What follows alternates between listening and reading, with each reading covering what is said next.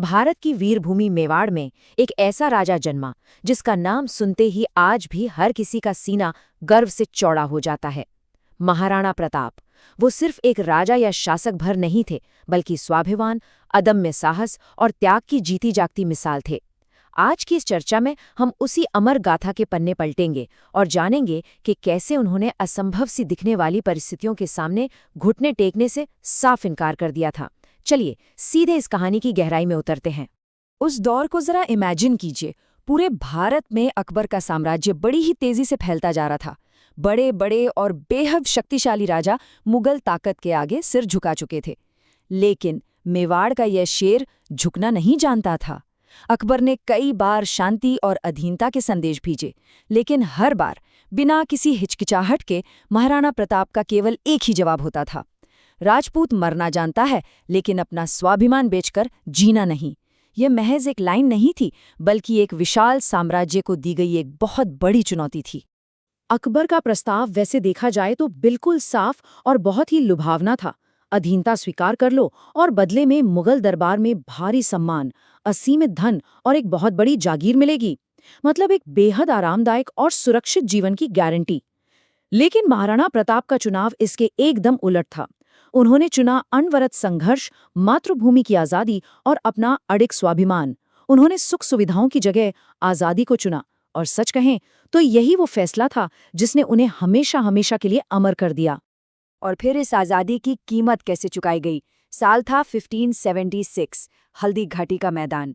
यहीं से शुरुआत होती है उस भयंकर युद्ध की, जिसकी कहानियां आज भी हमारे रोंगटे खड़े कर देती हैं।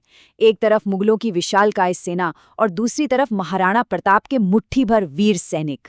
ये युद्ध इतना भयानक था कि सच में धरती कांप उठी थी। तलवारों की खनखनाहट दूर दूर तक गूंज रही थी। ये कोई मामूली जमीन की लड़ाई नहीं थी, बल्कि ये तो सिद्धांतों और स्वाभिमान की जंग थी। इस जंग का जिक्र हो और एक नाम छूट जाए, ऐसा तो हो ही नहीं सकता। चेतक। चेतक कोई साधारण घोड़ा नहीं था।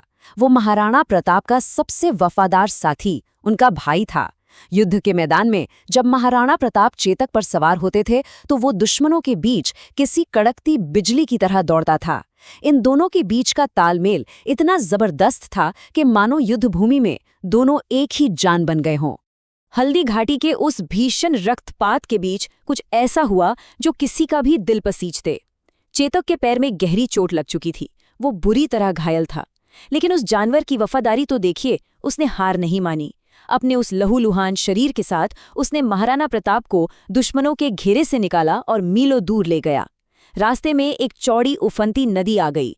घायल चेतक ने अपनी बची खुची सारी ताकत बटोरी और एक विशाल छलांग लगाकर नदी पार कर ली।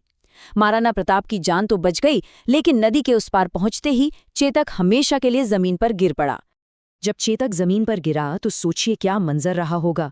वो शक्तिशाली राजा जो मुगलों की बड़ी से बड़ी सेना को देखकर भी नहीं घबराया, आज अपने इस मूक साथी का सिर गोद में रखकर फूट फूट कर रो रहा था।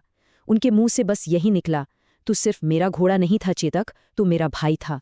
उस दिन महाराणा प्रताप ने युद्ध भूमि में सिर्फ एक सवारी नहीं, बल्कि अपना सबसे अजीज, सबसे भरोसेमंद साथी खोया था।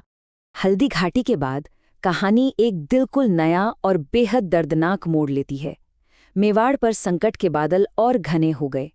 महलों के आराम को हमेशा के लिए त्याग कर महाराणा प्रताप और उनके परिवार को अरावली के घने जंगलों में निर्वासन का जीवन बिताना पड़ा। ये एक ऐसा फैसला था जिसकी कल्पना करना भी आज हमारे लिए मुश्किल है। जरा इस फर्क को महसूस कीजिए। कल तक जो राज परिवार विशाल महलों में रहता था, आज उनके सिर पर छिपने के लिए सिर्फ कच्ची झोंपड़ियां थीं। जहां कभी 56 भोग सोने चांदी की थालियों में परोसे जाते थे, आज वही परिवार पेड़ों के पत्तों पर खाना खा रहा था। और सबसे कड़वा सच थी वो लगातार लगने वाली भूख। कई कई दिन ऐसे गुजर जाते जब किसी के पास खाने के लिए एक दाना तक नहीं होता था। इसी भयंकर तंगी के बीच एक ऐसा वाकया हुआ जिसने महाराणा को अंदर तक झकझोर दिया। एक दिन उनकी छोटी सी बेटी बहुत जोरों से भूखी थी। बड़ी ही मिन्नतों और मुश्किल से घास और जंगली अनाज को बटोरकर उस बच्ची के लिए किसी तरह एक रोटी बनाई गई। लेकिन किस्मत का खेल देखिए, बच्ची ने जैसे ही उस घास की रोटी का पहला निवाला खाने के लिए हाथ बढ़ाया, जंगल का एक जानवर आया और वो रोटी छीनकर भाग गया। वो छोटी सी बच्ची बस जोर जोर से रोने लगी। अपनी रोती बिलखती मासूम बेटी को इस हालत में देखकर उस फौलादी राजा का दिल पहली बार पूरी तरह से टूट गया। उनकी आंखों में आंसू आ गए। उस पल उनके मन में एक बेहद गहरा और तकलीफ देने वाला सवाल उठा, क्या मेरे परिवार को ये सारी भयानक यातनाएं सिर्फ मेरे स्वाभिमान की वजह से झेलनी पड़ रही हैं? यह उनके जीवन का सबसे नाजुक पल था, जब लगा कि शायद अब समझौता कर लेना चाहिए, कम से कम बच्चों को तो इस तरह घास की रोटी के लिए तड़पना न पड़े। लेकिन कहानी यहाँ खत्म नहीं होती। इसी घोर निराशा के बीच उन्हें अपने महान पूर्वजों के बलिदान और मेवाड़ के गौरव की याद आई।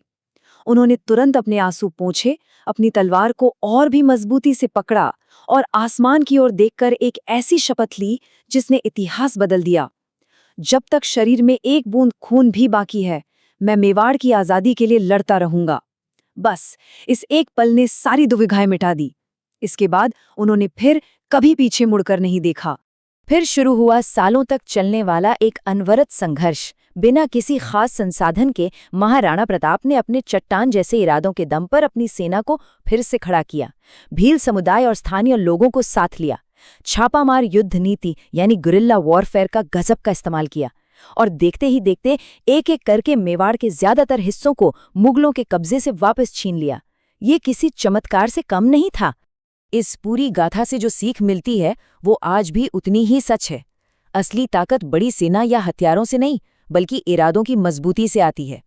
बुरा वक्त इंसान को तोड़ता नहीं है, बल्कि उसे आग में तपे सोने की तरह और निखार देता है। सच्चा योद्धा वो है जो हालात से घबरा कर मैदान नहीं छोड़ता। और सबसे बड़ी बात, दुनिया की कोई भी दौलत, कोई भी रियासत इंसान के स्वाभिमान से बढ़कर नहीं हो सकती। इतिहास हमेशा उसी को याद रखता है जो डटकर खड़ा रहता है। कहा भी जाता है ना कि जिसके इरादे मजबूत हों उसके सामने बड़ी से बड़ी ताकत को भी झुकना ही पड़ता है। और इतिहास कभी उन लोगों का नहीं बनता जो आराम चुनते हैं, इतिहास तो उनका बनता है जो संघर्ष चुनते हैं। महाराणा प्रताप ने जीवन भर मुश्किल रास्ता चुना। अपनी आखिरी सांस तक वो मातृभूमि के लिए डटे रहे और शायद यही वजह है कि आज इतने सदियों बाद भी उनका नाम इतनी श्रद्धा और गर्व से लिया जाता है। तो आखिर में ये कहानी एक बड़ा सवाल पीछे छोड़ जाती है। जब जिंदगी में कभी ऐसी असंभव लगने वाली परिस्थितियां सामने आएं तो क्या चुनना सही होगा?